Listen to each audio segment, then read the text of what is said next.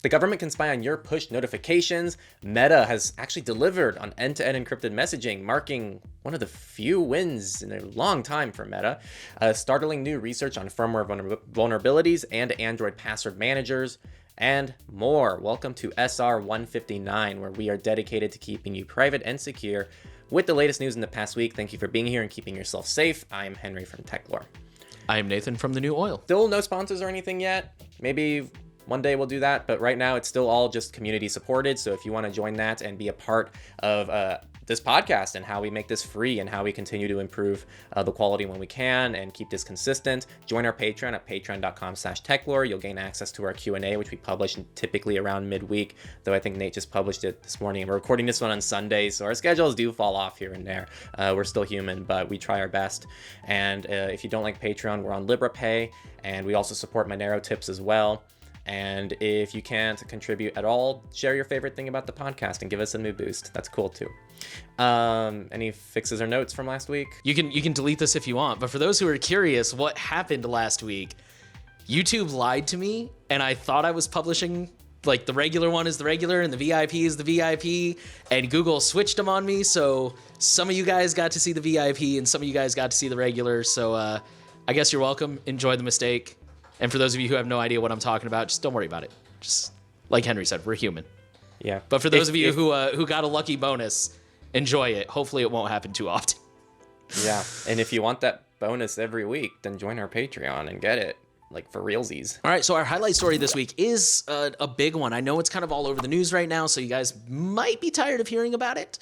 But you know, like literally 5 people sent this to me in one day, and it is good to get different opinions on things. So we're going to talk about the warrant showing that the U.S. government is monitoring push notifications. This particular article comes from 404 Media, but there are plenty to pick from.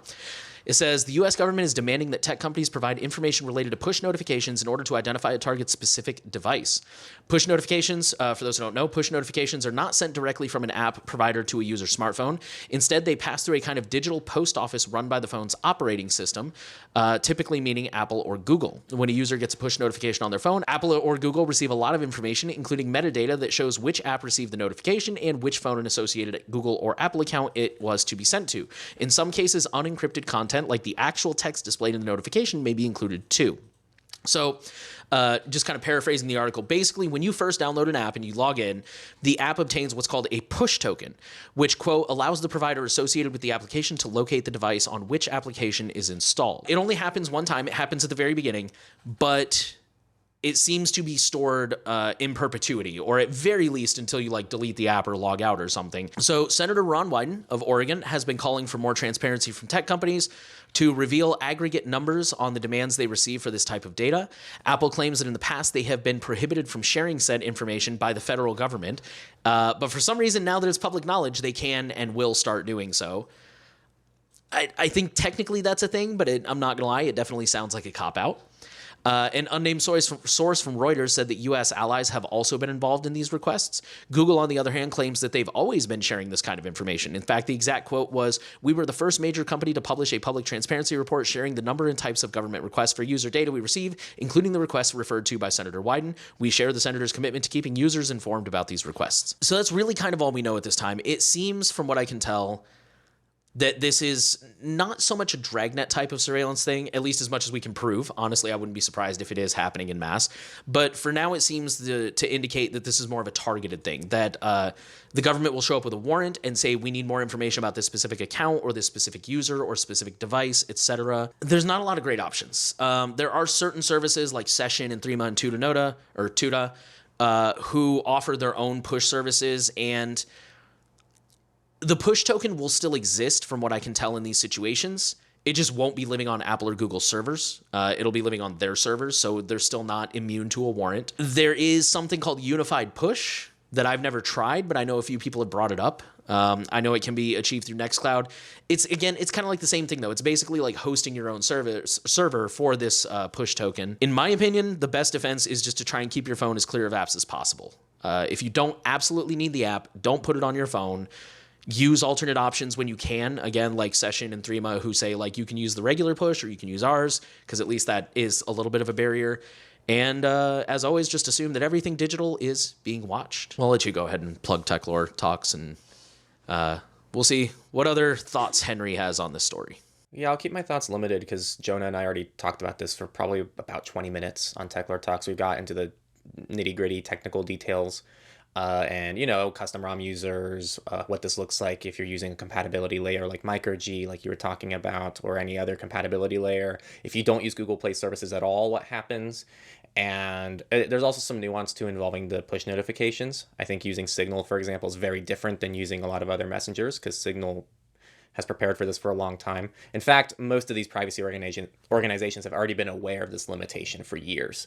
So this isn't anything new, even though it sounds new. The only new thing is that we now know for a fact that the government does gag orders on this stuff, and it's more formally known now. But it's been known in the privacy community for a long time that this is a thing, at least in the technical side of the privacy community. And it's something that a lot of the privacy orgs have actually put in a lot of precautions for. So as someone who uses Signal, I'm not changing my notifications for it. It's not something that's part of my threat model, at least. And like you said, Tutanota and even Proton does something different as well. Session, a lot of these people do something different.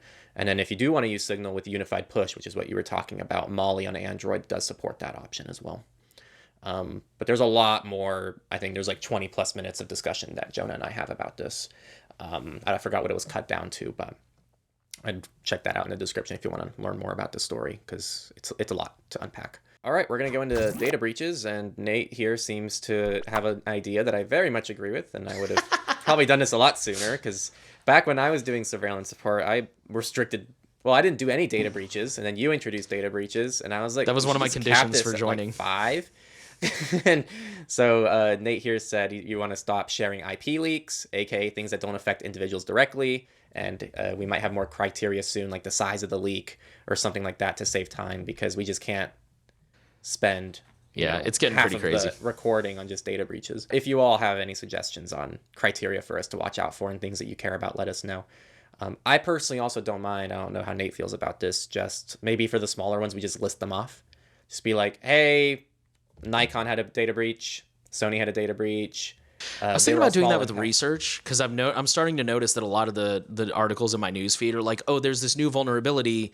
It's not like a huge deal, but it's like maybe just a list of like, hey, they found these, and these. There's links in the articles or in the show notes. Right. Because we post show notes every week. So if maybe someone just needs to hear about it, and if it impacts them, then they look into it, which I think is how it works. Be like, hey, Nikon had a data breach. You're like, oh, wait, I bought a Nikon camera this year. Let me look into that.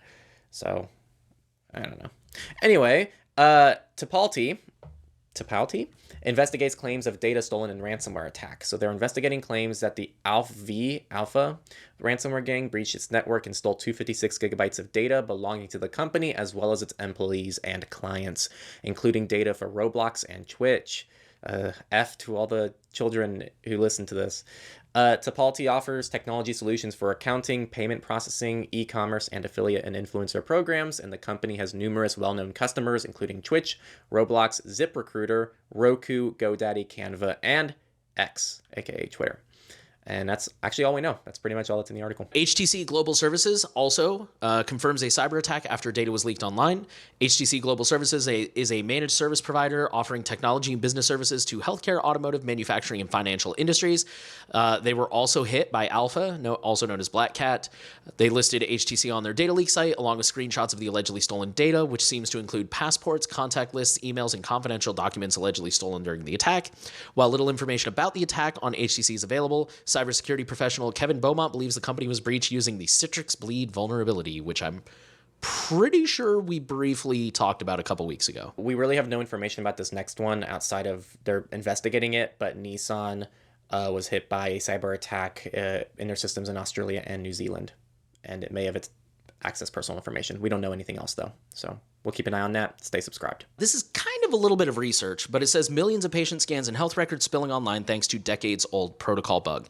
So this is a standard known as Digital Imaging and Communications in Medicine, or DICOM, and it is internationally recognized format for medical imaging, kind of like a JPEG or PNG. It is used as the file format for CT scans and X-ray images to ensure interoperability between different imaging systems and software.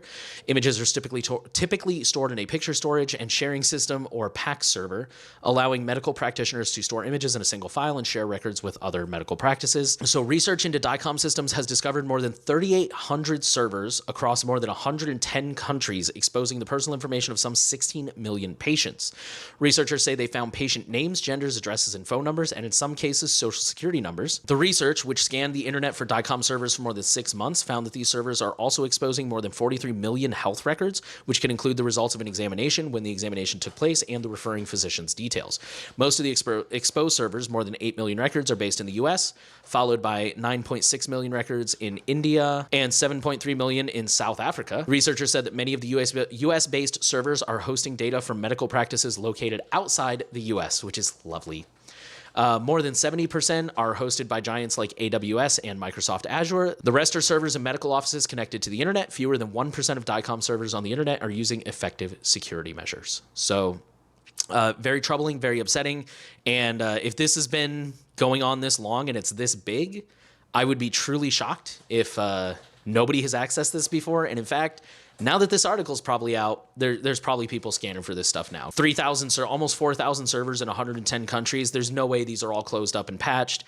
And I know it wasn't a lot, but they mentioned that a small number of the servers were from like medical practices.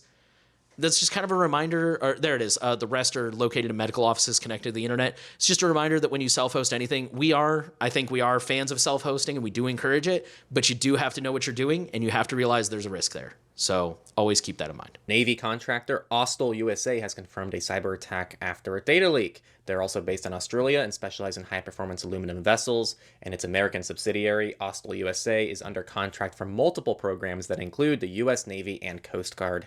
Data includes compliance documents, recruiting information, finance details, certifications, and engineering data. Next up, Norton Healthcare discloses data breach after May ransomware attack. I don't think they're related to Norton Antivirus. Norton Healthcare serves adult and pediatric patients at more than 140 clinics and hospitals across the greater Louisville area, southern Indiana, and the Commonwealth of Kentucky. They have over 20,000 employees, and they are Louisville's second largest employer. The attackers gained access to a wide range of sensitive information, including name, contact information, social security number, date of birth, health information, insurance information, and medical identification numbers.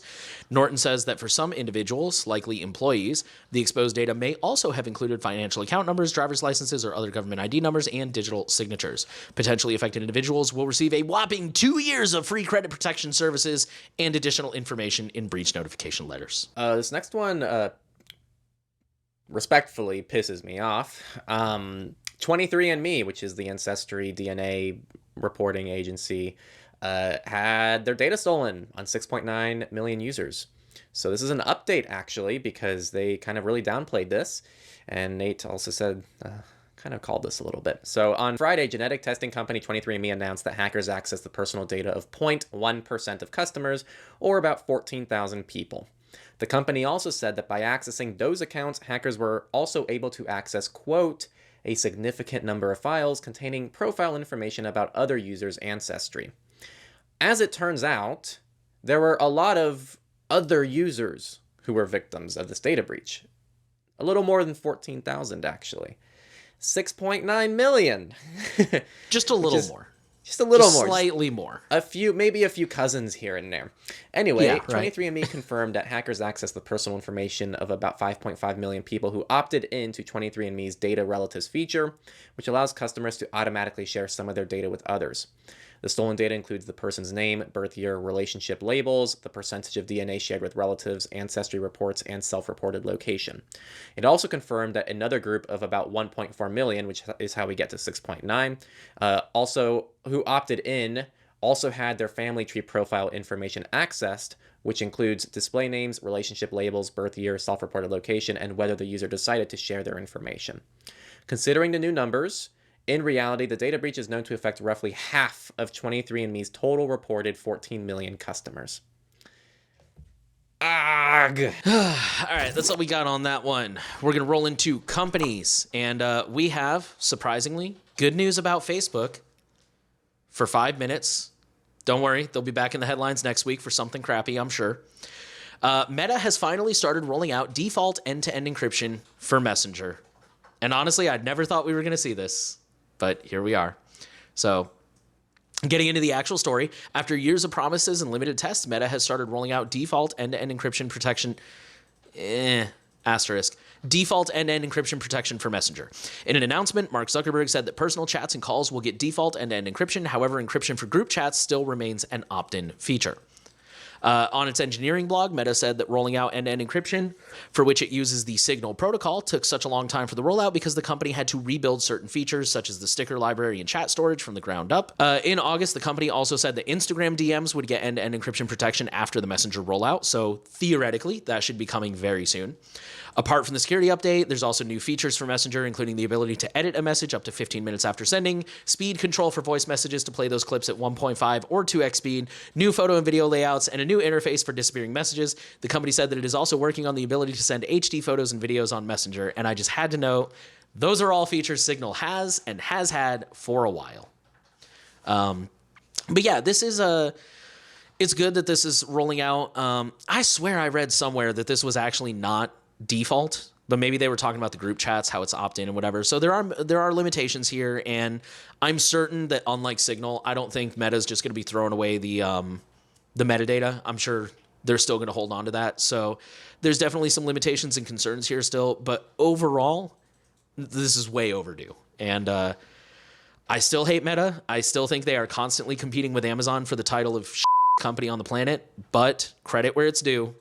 Good job, Meta. This was overdue. Thank you for finally rolling it out. Also, I think this, in my book, means I actually feel more comfortable with my friends using Facebook Messenger instead of Telegram. But I think just from a technical perspective, the fact that, most people aren't going to know about secret chats and enable that bull.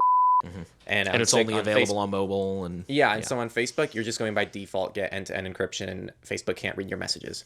Mm-hmm. Which is, I think, a better situation to be in than Telegram, which is by default everything's exposed. And also, Telegram, as far as I know, doesn't have a way to do end-to-end encryption in group chats, and Facebook now does. Even if it's not default, you actually can't do that on Facebook now. So that's true. Yeah, I didn't even think about that. Step the game up, Telegram. All right, Apple TV just got its first big native VPN app. So one of the big uses of VPNs is to watch region-locked content, but until recently, you weren't able to use them on Apple TVs. Asterisk there, you could, I assume, if you set up a VPN on your network level. But that's now changing with the help of one of the bigger names in VPNs, which is ExpressVPN, which has released its app on tvOS. To be honest, I'm just going to leave it there. There's some other VPN companies like Nord and frickin' PureVPN who are like, yeah, we're going to do this too. And so we'll see if other VPNs roll this out too. There's one. I was going to say Tailscale's on there. Tailscale it wants to roll this out, which probably means you should be able to do this with Molvad, actually. If they support that feature, because Tailscale now partners with Molvad. But we might also see Proton, iVPN, Molvad, and more relevant privacy VPNs jump on this as well. But on the topic of Apple, we have a new company. New challenger has entered the chat. Beeper has reverse engineered iMessage to bring Blue Bubble text to Android users. Because we didn't learn anything from Nothing Chat and Sunbird. They do actually address that. So a startup called Beeper is now launching a new app called Beeper Mini, which will allow Android users to send and receive end-to-end encrypted iMessage chats for just $2 a month. They say that this is possible because the team has managed to reverse engineer the iMessage protocol. So I think the CEO said this. We're not actually a middleman anymore. The research we've done is actually reverse engineering the iMessage protocol down to the lowest layer. So Beeper Mini doesn't use a Mac server as a relay like other apps. They have a Mac Mini in a data center somewhere, and when you send a message, you're actually sending a message to the Mac Mini, which then forwards it to iMessage. Beeper Mini is a native implementation of the iMessage protocol. And here's where they address Beeper does not have access to the contents of the user's messages, the company claims, and unlike the recently paused efforts by Sunbird, which have been trying to solve the same problem, messages are not sent in clear text. Instead, the message you send from an Android phone using Beeper Mini is end-to-end encrypted to the recipient. It's encrypted on the device before it leaves the app. Encryption keys are exclusively stored on your phone within the Android file system, similar to other apps like Signal and WhatsApp. The app doesn't connect to any servers at Beeper itself, only to Apple servers, the way a quote-unquote real iMessage text would. Users will not need an Apple ID. And then I'll actually give these guys some credit. This next paragraph, they say, to be fully trusted, Beeper Mini would need to be audited by a third party, something it has not yet done. In addition, they use certificate pinning, which makes network traffic analysis more difficult to perform in order to verify its claims. The company says its external audit is still in progress, but it has performed an internal audit. The company is publishing those results on its blog, along with a detailed, more technical description of how Beeper Mini works. In tests, it worked as described. When the phone's battery died, however, the Android phone, the text reverted to green bubbles and did not make it to the Beeper app. They were sent to Google Messages instead. Beeper is hoping to gain trust by building in public with 50 plus projects that it's published to the GitHub with open source code that goes into the app. Plus, the founders themselves are known individuals with a history of building promising tech, including the Pebble smartwatch. But follow up in less than a week, Apple shut it down. I'm going to be honest, I didn't read that full article. I don't know if they identified Beeper devices and blocked them or if they sent a cease and desist. But either way, it's shut down right now. So I think there's another update, actually. Oh my gosh, breaking news. What do we got? Back up. Okay, so depending on the exact minute you watch this, it may or may not be up. Google calls drive data loss fixed. So last week, our highlight story was that people were losing their files on Google Drive, and it was kind of this weird situation. And the problem here is that the company still calls it a syncing issue with the Drive desktop clients, and they said that it's fixed. They didn't really explain what happened or how it's fixed, but they do explain the issue and the documentation. But it's not just a simple case of fixing the syncing issue by just shipping a new version. It seems like people actually have to go in and do certain things and try to recover the files in a very complicated manner. The problem is that Google's locked the issue thread on the Drive community forums at 170 replies before it was clear that the problem was solved. It's also marking any additional threads as duplicates and locking them as well. Taking away the space to diagnose the issue and communicate fixes adds to the sense that Google is more interested in PR damage than actually helping users.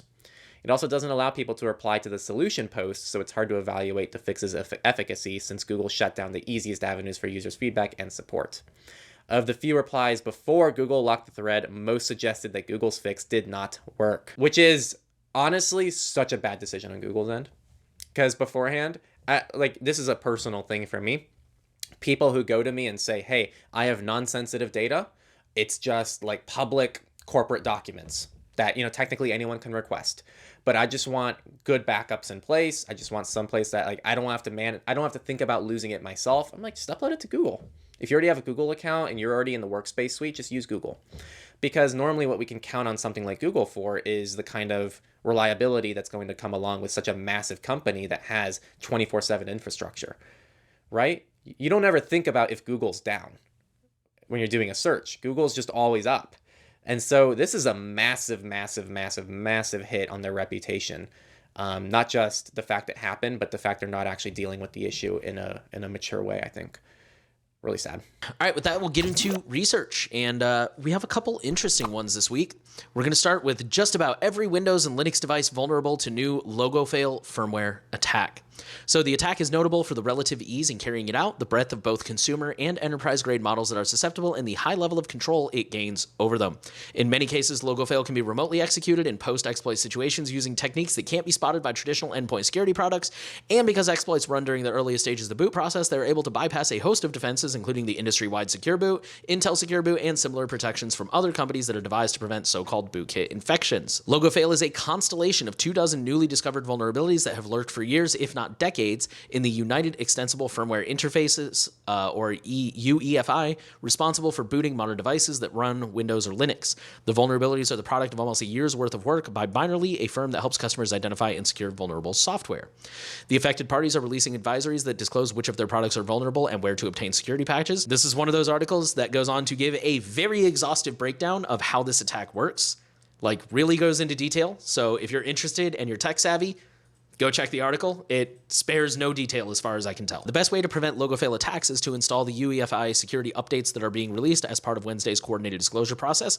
Those patches will be distributed by the manufacturer of the device or the motherboard running inside the device. It's also a good idea when possible to configure UEFIs to use multiple layers of defense. Besides Secure Boot, this includes both Intel Boot Guard and, when available, Intel BIOS Guard. There are similar additional defenses available for devices running AMD or ARM CPUs. Your mobile password manager might be exposing your credentials with a vulnerability dubbed autospill, which can expose your saved credentials from these password managers using the autofill mechanism.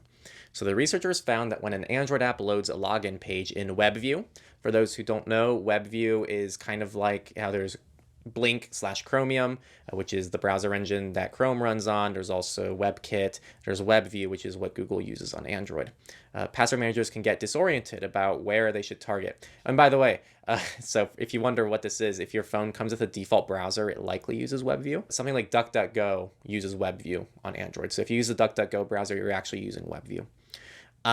But password managers can get disoriented about where they should target the user's login information and instead expose their credentials to the underlying app's native fields. They note that the ramifications of this vulnerability, particularly in a scenario where the base app is malicious, are significant. Even without phishing, any malicious app that asks you to log in via another site, like Google or Facebook, can automatically access sensitive information. And they tested this vulnerability using some of the most popular password managers like 1Pass, LastPass, Keeper, and NPass on new and up-to-date Android devices, and they found that most apps were vulnerable to credential leakage, even with JavaScript injection disabled. With JavaScript injection enabled, all the password managers were susceptible to the vulnerability. 1Password has said that the company has identified and is working on a fix. 1Password's autofill function has been designed to require the user to take explicit action. This update will provide additional protection by preventing native fields from being filled with credentials that are only intended for Android's web view. And Google and NPass did not respond to the questions. 1Password's on top of their stuff, generally speaking, so it's nice to see them be very proactive about this issue. Be cool to see Bitwarden tackle this as well. And our last research story is a quick one from Apple. Apple report finds, sponsored by Apple.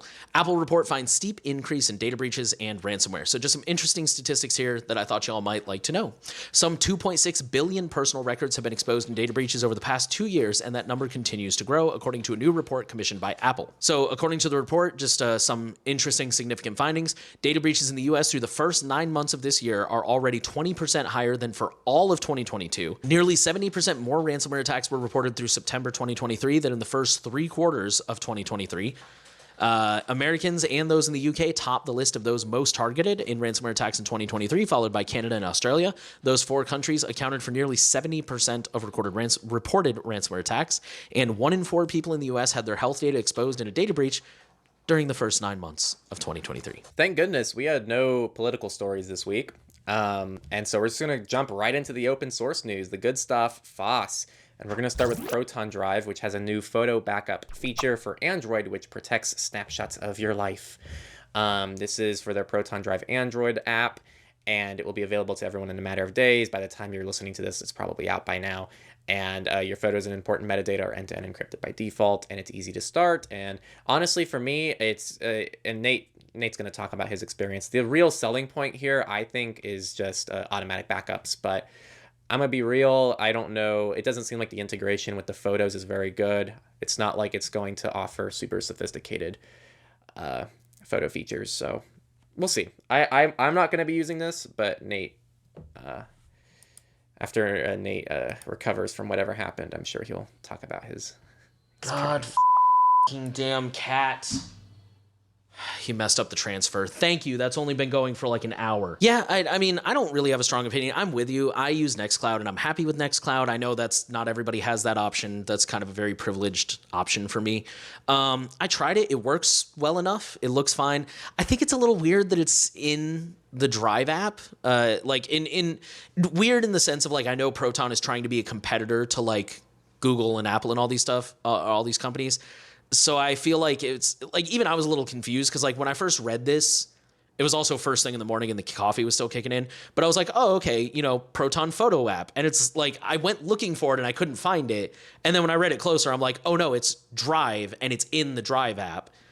But I mean, once you find it and like, it looks like a photo gallery and it's got all your photos there. I think my only real complaint is that it only backed up like the actual camera photos. And it didn't back up everything. And I have a lot of like screenshots and memes and, things that I save that aren't photos. And so it's like, okay, well, I don't know. I'm hoping they'll fix that. But I don't know. I mean, I guess it's all right. I don't have any complaints with it. Well, other than that one. I'm a little conflicted on this, man. I'm going to be real. I've talked to Jonah in the past about this, how Google has a really big problem, which is Google discontinues so many of their projects that when they release new ones, people don't even want to use them because They Right. just assume it's going to be discontinued anyway, and it's a vicious cycle because Google discontinues it because no one uses it, but no one wants to use it because you can't trust Google. And I'm kind of in that boat with Proton right now. I'm not going to move my whole photo gallery to a Proton product like this. It's like they might just stop working on it for 5 years and they're still going to have the same issues. Like Proton Calendar on iOS, you still can't change the calendar. If you have a business and work calendar or business calendar and a personal calendar on iOS, you still can't change it on iOS. They said they would do that years ago. Yeah. And it's the little things like that that's like, I don't have any faith in Proton to handle a feature like this. And I love the Proton suite, but like the only incentive I could find to use this instead of a better solution, objectively better solution, is if you're already paying for Proton and you just want to save some cash. You already use the drive and... Yeah, but then you're going to be like compromising a lot for this, I think. So I hope it gets better. I think it'd be awesome to have that option, but yeah, no, as soon as I said there was no like actual like photo app, like as soon as I said it, I was just like, to be fair, that's probably a good thing because then that would just be one more app for them to have to work on. But that's the problem. That's what I'm talking. There's just no faith because I wish that they did roll out its own photo app that had its own sophisticated features where you could tag things, do AI recognition and things like that. But like you said, then, you know, they'd roll it out and do it. 6 months later it would get like a bug fix release, and then 2 years later it would finally get some new features. Right. Like, yeah, they're very slow on development. All right, our next one, I just thought it was interesting and wanted to share with you guys. It says Mammoth, an X and Threads competitor, embraces news, curation, and more in the latest release. So Mammoth is an app from a Mozilla-backed startup. They are focused on building a more consumer-friendly entry point to the world of decentralized social media. So basically, it's a Mastodon client. Fancy way of saying that. They have launched their next big upgrade, Mammoth 2, or they don't say 2.0, but, you know, it's Mammoth 2.0. The third-party Mastodon client has already focused on various pain points for joining the open-source competitor, including better onboarding and its own For You feed. And with version 2, the app is introducing other features that will make it easier to use, like personalized follow suggestions, curated smart lists that will help you track topics of interest, and integration with trusted sources for news to give the app more of a Twitter-like feel. So I'm sure that many of you are with me in saying, I don't care about any of this. To me, this actually seems antithetical to Mastodon. Like, that's one of the selling points of Mastodon, in my opinion, is like, there is no algorithm, there is no suggestions. That was one of the things that drove me crazy about Twitter back when I used to be there, is it would be like, 10 of your friends liked this tweet. And I'm like, that's cool. 10 of my friends are on crack, and I don't give a crap what their opinion is. I'm sharing this because for some of you who maybe have a friend who like is that one friend that's like, God, Twitter is such a crap hole, but I feel like I can't leave it. Try recommending this to them, because maybe that's what they need, is they need something that will help them find new accounts, and it's just a client. So if 6 months down the road, they're like, yeah, I don't want to use this client anymore, I can drop it and get something else that doesn't algorithmically do things. I don't know. It's just something interesting that I wanted to share, because I could see a use for this. I don't personally want it, but I'm sure others do. This one is an article titled Firefox on the Brink ? And this is a guideline for developers of US government websites, maybe about to accelerate the long and sad decline of Mozilla's Firefox browser. This actually boils down, there's a lot of information here. So Nate, feel free to add on if I miss anything, but I'm trying to simplify this. Essentially, there is a government, it's an arbitrary number, which is 2%. And the government only officially supports websites and has these guidelines set in place for other websites that is based on this 2% value. So browsers have to have 2% market usage. Share usage in order for them to officially support it and have their websites officially work on those browsers. And Firefox is at 2.2% right now. So essentially, the idea here is if Firefox falls below 2%, what's going to happen? Our website's going to officially, there already is a lot of missing stuff right now in Firefox, and Firefox is already deprioritized when it comes to development. But to have an official US government agency and these official guidelines and the US government officially getting rid of Firefox support could be really harmful to the project. Did I miss anything? Is there anything else to... No, I think that about sums it up. It's cool. It's worth a read. It's not a very long article, and he does have some graphs, so it's not just like a wall of text. But no, that's pretty much the gist of it. All right, with that, we'll roll into Misfits. First one's pretty quick. It's more interesting than anything. It says fake WordPress security advisory pushes backdoor plugin. So basically, WordPress users, like website owners, got emails that pretended to be from WordPress and said, hey, there's a new critical remote code execution flaw, and you need to go download this plugin that will fix it, which I think for the more tech savvy amongst us, it's kind of like, wait, what? But for, people who may not be as tech savvy, they're probably like, oh, okay. And then, of course, it turned out to be a backdoor. Interestingly, they said that the entry for the plugin is probably also misleading. Like, it says it has over 500,000 downloads, and they're like, that's probably not true. There's like reviews about how it fixed their site and, fixed all these bugs. And I think there's even like a couple of 1 and 2 star reviews thrown in to make it look more realistic. At the time, it remains unknown who's behind it and exactly what they're doing. It could just be simple, like trying to inject ads and make some money, or it could be stealing sensitive information, website content, login, stuff like that. But just a reminder out there, be very, very careful and vet all the information you get, like emails and stuff like that. This next one is our last story for the week, and it's that Verizon gave phone data to an armed stalker who posed as cop over email. So the FBI was the one who investigated this, and someone essentially tricked Verizon via phone and acted like they were a cop, and to try to get information from a suspect that met on the dating section of the porn site Xhamster. I didn't know Xhamster had dating. Maybe that's my next place where I'm going to start my dating ventures. Hey, no, don't bite me, kitty. This is according to a newly sealed, I don't need to say that. Okay, so despite the relatively unconvincing cover story by the suspect, including the use of a clearly non-government Proton Mail email address, Verizon handed over the victim's data to the alleged stalker, including their address and phone logs. The stalker then went on to threaten the victim and ended up driving to where he believed the victim lived while armed with a knife. Woo! That is everyone's worst nightmare. So the news is a massive failure by Verizon, who did not verify that the data request was fraudulent and the company potentially put someone's safety at risk. The news also highlights the now common use of fraudulent emergency data requests, which are also known as EDRs, or search warrants in the digital underworld, where criminals pretend to be law enforcement, fabricate an urgent scenario such as a kidnapping, and then convince telecoms or tech companies to hand over data that should only be accessible through legitimate law enforcement requests.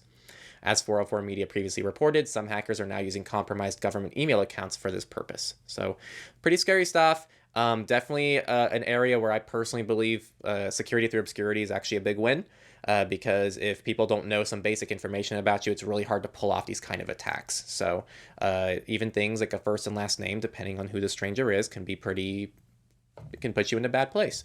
And also who your cell carrier is. And that kind of stuff is really important. If someone doesn't know who your cell carrier is, they're going to have to do this for 4 different people. And it might be a lot harder for them to figure out who you actually are. I just want to add on to that for anyone who is new or confused. The reason most people are opposed to security through obscurity is because a lot of people use it as a first line of defense or an only line of defense. It should never be your only line of defense, but I totally agree. As an additional layer of defense, it's the way to go. All right. Well, again, to recap the week, the government can spy on push notifications. If you want to learn more Techlore talks, we get more into that, or you can always check out the story in the show notes below. Meta has finally delivered on end-to-end encryption, and now I'm like, wow, Telegram needs to step up their game. Startling new research on firmware vulnerabilities, and also Android password managers, and a lot more. Again, thank you all for tuning in. If you like this podcast, if you like it and it brings you any value, definitely consider supporting us on Patreon. We're also on LiberPay and Monero. And thank you all for tuning in. And again, last thing, share it around. Leave us a nice comment if you enjoy this kind of stuff. We like that. And just share this around. And just thank you for tuning in and caring about your safety and digital rights. And I hope you learned something today. And we'll see you next time.